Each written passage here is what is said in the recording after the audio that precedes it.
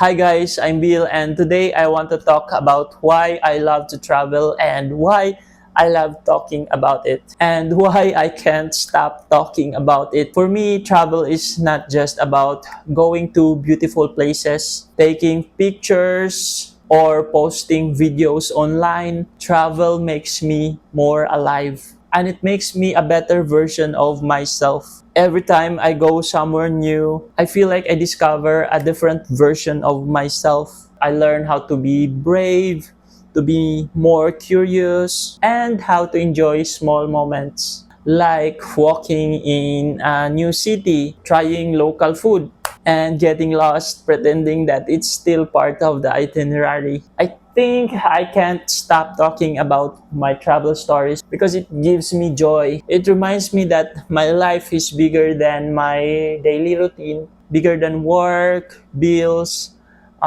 taxes, and stress. Travel inspires me. It teaches me. It makes me want to keep exploring, keep sharing, and keep becoming. So why not?